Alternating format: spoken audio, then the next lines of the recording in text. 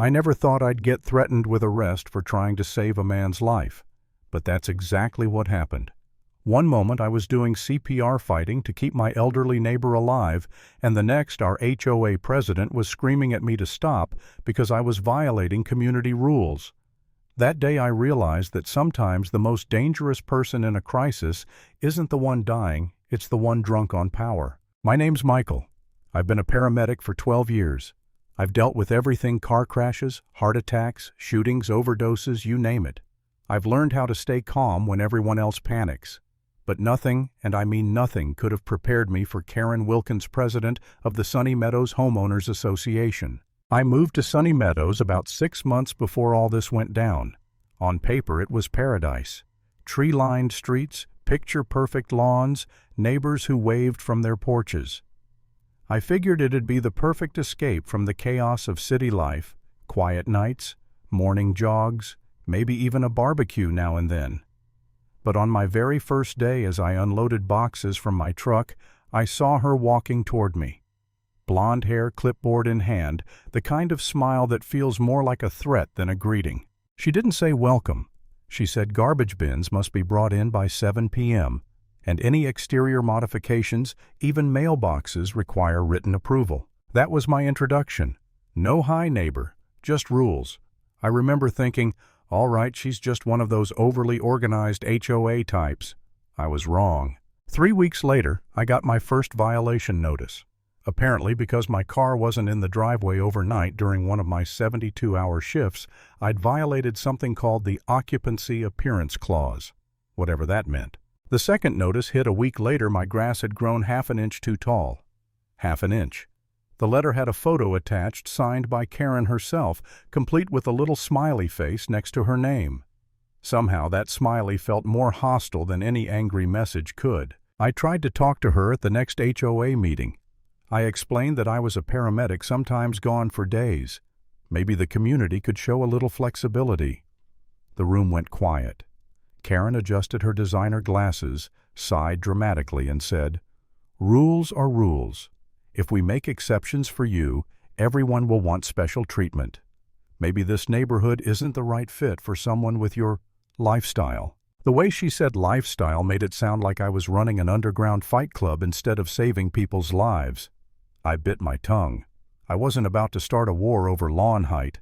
I hired a service to mow weekly, asked a neighbor to drag my trash bins in, even repainted my front door from navy to approved beige, which looked like hospital paint. I did everything right. But compliance wasn't enough for Karen. She didn't want order, she wanted control. And people like that, they always find a way to remind you who's boss. A few months later, it was a warm Saturday morning. For once I wasn't on call. I was actually grilling in my backyard, enjoying the smell of steak and sunshine. Then I heard a scream. Not just any scream, the sound of someone in real distress. It came from the house behind mine, the Johnsons. They were in their 70s, sweet couple, always waved when I left for work. I didn't think, I just reacted. I vaulted the fence, sprinted across their yard, and found Mr. Johnson collapsed on the patio. No pulse, no breathing.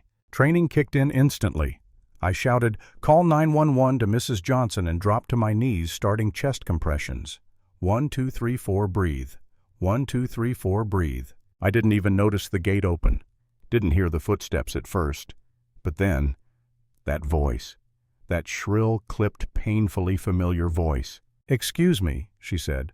"What exactly do you think you're doing?" I looked up for half a second. There she was, Karen, clipboard and all. "Performing CPR," I said through gritted teeth. "Step back." This, she announced, is a violation of Section 5, Paragraph 3 of the Sunny Meadows bylaws.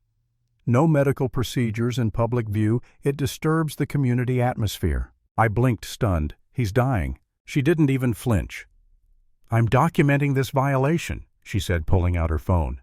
"As HOA president, I order you to stop immediately or face fines." I ignored her and kept going. But then she did the unthinkable. She grabbed my shoulder, trying to pull me away from him. I spun my head toward her and snapped, "Touch me again while I'm performing emergency care, and I'll have you arrested for obstruction." Most people would have backed off. Karen doubled down. She turned to her walkie-talkie, barking orders like she was leading a SWAT team. "Security, this is President Wilkins. We have an unauthorized person performing prohibited activities. Remove him from the property immediately." I almost laughed. Unauthorized person, I lived here. Minutes later, 2 security guards showed up. One look at the scene, me doing CPR, Karen waving a rule book, and they froze. "Ma'am," one said carefully, "he's clearly giving medical aid." "I don't care," Karen snapped. "He's not authorized. Remove him." One guard actually reached for my arm, but that's when I heard sirens wailing down the street. Relief flooded through me. My team. My people. The ambulance screeched to a stop, and my supervisor, Dave, jumped out. "What the hell is going on?" he yelled. "This man's in cardiac arrest," I said, still pumping Mr. Johnson's chest. She tried to stop me. Dave's face went red. "Are you kidding me?" He dropped his gear bag, took over compressions, and nodded to his partner to prep the defibrillator. Karen, unbelievably, was still at it. "I want him arrested," she screamed. "He's violating multiple HOA regulations." Dave turned his head slowly, glare like ice. "Lady, if you say one more word, I'll make sure the police include you in the incident report for obstruction of emergency services." That shut her up. A minute later, we got a pulse. Mr. Johnson started breathing again. Mrs. Johnson was sobbing, thanking us over and over. As they loaded him into the ambulance, I stood up, shaking, adrenaline still coursing through my veins. I looked at Karen, her face pale, her mouth opening and closing like a fish out of water.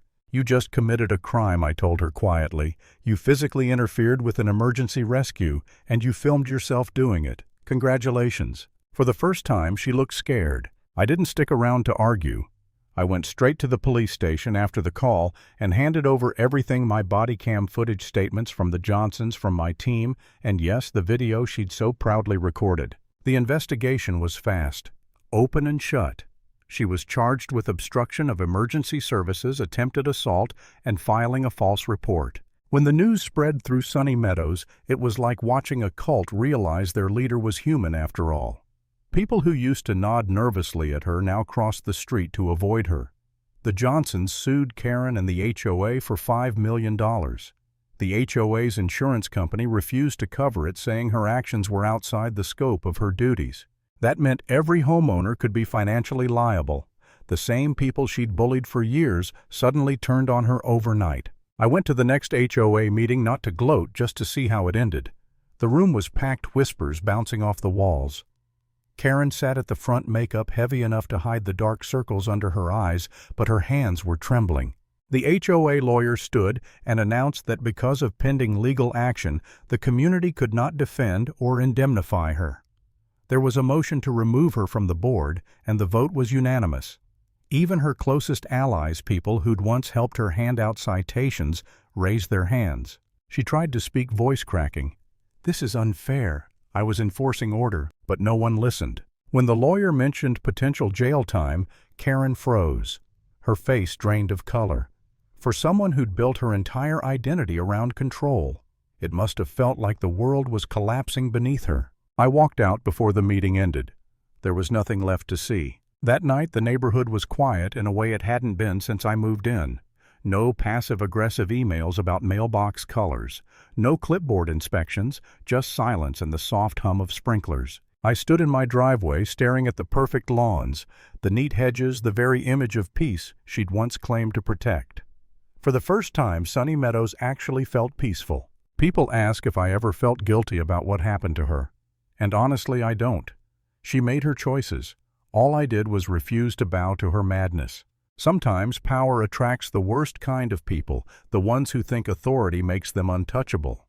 But the thing about power is, once you abuse it long enough, it eventually eats you alive. And in the end, all it took to bring her down was one man doing the right thing when everyone else was too afraid to. Because rules mean nothing if they come before humanity.